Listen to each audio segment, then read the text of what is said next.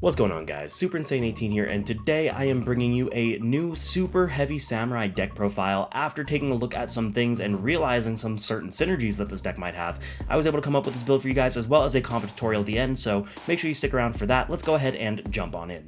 And before we get into it, don't forget to pick up your Fusion Summer Fun double-sided metal Field Center. You'll see it on the screen now. It is a limited run of just 100, so make sure you pick it up before it's out. The order has officially been placed, so even though it is just a pre-order, I will have them in my hands here in the next couple of weeks, meaning that within about 2 weeks or so, they should be getting sent out as well. So it won't even be a pre-order for that long. You might just be able to pick one up and buy it. Make sure you check it out on my website, link in the description down below.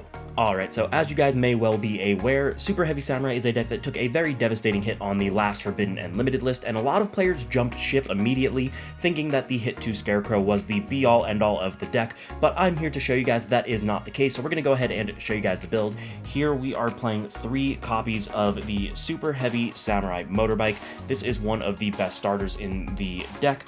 We are playing a little bit less starters as we were before, and we'll talk about that when we get there, but definitely want to max out on the bike, as well as 3 copies of the Super Heavy Samurai Prodigy Wakaushi. This card is just insane. It is another 1-card combo along with the bike as well.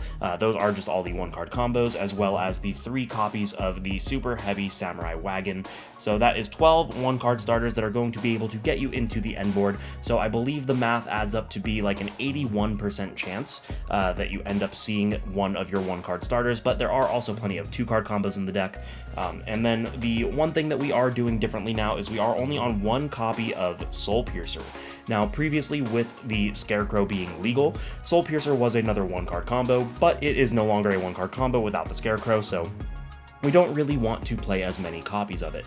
It is a very searchable card and very accessible with other cards in the deck, so playing only the one pretty much just gets rid of some of the bricks that you would see otherwise. A lot of people still played 3 of it after the ban list, but taking a look at the deck, I just don't think that's correct anymore. You don't really need it as a starter anymore. You're going to be searching it or summoning it directly from your deck, and that just means that you want to play it at 1.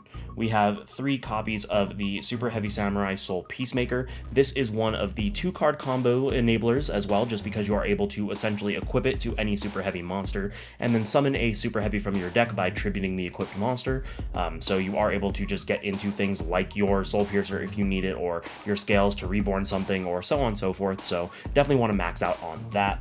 We have 2 copies of our Super Heavy Samurai Scales. This is to really help you out with the grind game. In previous builds, you would only play 1 of it, but now that we're maxing out on the Soul Peacemaker, playing 2 of this makes a lot of sense. Going into turns 2, 3, 4 of the game, if it does happen to be a grind game, having an additional copy of the Scales is very, very helpful. We are still playing the Infinitrack Tunneler later on in the build, so you are able to recycle your Scales, but honestly, you'll see in the combo tutorial at the end that the Tunneler is more of a, if you have the ability to go for it, but it is no longer the main line of play. We are on 2 copies of Soul Gaia Booster. I really want to play this at 3, but unfortunately just didn't have the space in the deck with everything else that we had. Again, it's a little bit weird because you're not allowed to play any spells or traps. With 40 monsters, you would think that you would just have all the room in the world, but unfortunately you don't, so I had to make a little bit of concessions and only run this at 2. We have our 2 copies of the Big Benki. This is for the Wakaushi, as well as being able to search your important cards like the Soul Peacemaker, which is 9 times out of 10 what you're going to be searching off of this. But the reason you have to play 2 is because you don't want to open the 1, and it does also just help later on in the grind game as well if your opponent does something like clear your board with like a Zeus or just a plethora of other cards that they might be able to use. We are on our 1 copy of Super Heavy Samurai Stealthy. This is just a really good extender for the deck.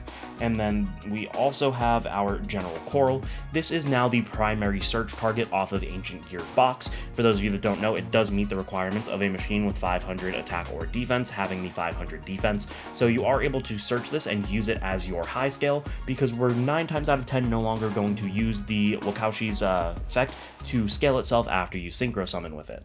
And then for the last Super Heavy Samurai monster, we have the Super Heavy Samurai Soul Claw. This is just another extender. You can equip it to a card you control, similar to Gaia Booster, and then summon it from your equip zone as well, and that just adds into a lot of utility. First off, it's also searchable off of the Ancient Gear Box, so it is just another target as well, but it's also a level 2, which is very important for the combo that I'll be showing you guys at the end.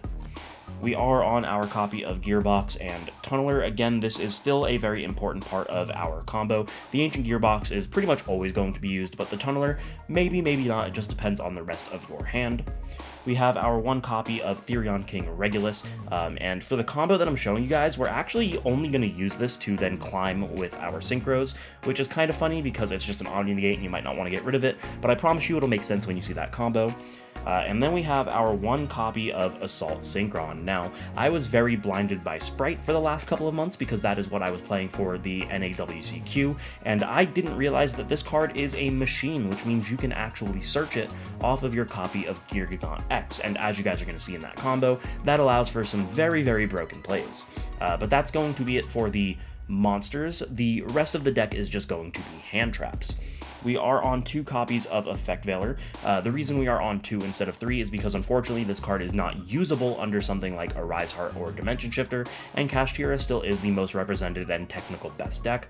So I wanted to have it for, you know, hitting things early on in that deck, as well as just how strong it is in other decks, but I didn't want to max out on it because you just won't be able to use it in certain matchups. Then we have our 3 copies of Ash Blossom, the most generic hand trap. Every single deck is going to have something that you are able to hit with Ash. We have our 3 copies of Ghost Bell and Haunted Mansion. I think this is a sleeper hand trap of the format. There are a lot of things that Ghost Bell is able to hit and stop, especially with the rise of Bestial Synchro and everything like that, so Ghost Bell is definitely a really good card. We have our 3 copies of Ghost Mourner and Moonlit Chill. This, in my opinion, is the better Effect Veiler because it's not limited to needing to be sent to Graveyard, so you are able to use it in the Kashtira matchup. And then finishing things off, we have 3 copies of Nibiru the Primal Being. That is going to be a 40-card main deck. Let's show you guys the extra.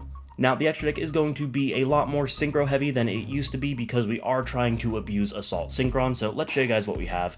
Obviously, we have our 1 copy of Tilting Entrainment. This is the card that pretty much allows us to play without Scarecrow because it lets us summon back our Wakaushi from our extra deck when we use it to synchro summon, so it is just very good in that aspect. Then we have our Excel Stardust Synchro Dragon and our normal Stardust Dragon. We're actually going to be using the Excel's effect to use the, to summon the Stardust and then immediately Synchro Summon, and that's going to allow us to abuse cards that you'll see in the combo. We have our 1 copy of Baron de Fleur and our 1 copy of Bestial Dissipator. These are 2 of the big boss monsters on our end board, one of them obviously being an Omni Negate, the other one being a potential destruction or negation, depending on whose banished monsters you resummon, or rather shuffle back into the deck. Definitely 2 very, very strong cards. And then we also have our Herald of Arclight. This is going to be one of the other monsters on our end board, acting as a pseudo macrocosmos as well as an effect negation as well. We have our Borreload Savage Dragon and our Sarutobi. These are just kind of generic like toolbox synchros that we'll be able to use. We're not really going to go into the Savage Dragon all that often, but it is definitely a strong option. And the Sarutobi is mostly just for time, being able to burn as well as using it as spell and trap removal. That's going to be it for the synchros. On to the XYZs. We only play 3. We have our Gear Gigant X, which is going to be very important, not only as a necessary extender for if you open up just Wagon as your 1-card starter, but for the combo that I'm going to show you guys, it searches the Assault Synchron. We have our Baguska for in a very bad brick scenario, we can go ahead and sit on it and tell our opponent to try and do something, but not just that, it's also a really good option to go into our Zeus. Since your opponent can't target it when it is in attack position, you can just make it and swing and then slap the Zeus on top. And then we've got a couple of Link monsters as well. We have our Ancient Gear Ballista, which is pretty obvious, our Platinum Gadget, this just kind of helps us extend in certain niche scenarios, and our Cleafort Genius, which is how we are going to be able to search our Regulus, and finishing things off, we have the Appaloosa Bow of the Goddess as our 15th card. Let's show you guys that combo. And before we get into the combo, I just want to give a big shout out to some of the people that I met at the NAWCQ. This footage that you are about to see was originally going to be in my vlog, but I did decide not to upload the vlog for reasons that you can see in the community tab on my channel, so I want to go ahead and repurpose that footage here. Let's go ahead and let them give themselves a shout out before we do the combo. Alright guys, for now I'm specifically speaking to Rhett. I told you yesterday you've been dethroned. I met these awesome people over here. They've been the coolest people that I've seen at the event so far, and yeah, they want to go ahead and give themselves a little shout out, so.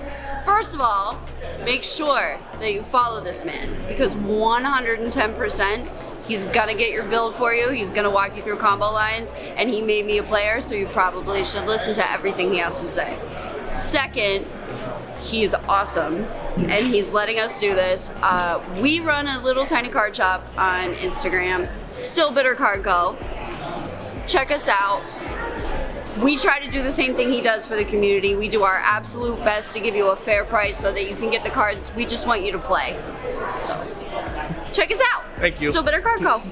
So let's get into that combo. It is going to be a 1-card combo, and it is going to be starting with the motorbike. So let's show you guys how it's going to play out. We're going to use the effect of the motorbike, discarding it from our hand to add us our copy of Wakaushi, which we can then take and put in our scale and activate its effect, which will activate the Big Benki into our other scale, and then using the Wakaushi will summon itself. Now that we control a super heavy samurai monster, we can use the effect of the Big Benki to search, which we will go ahead and search for our Soul Piercer.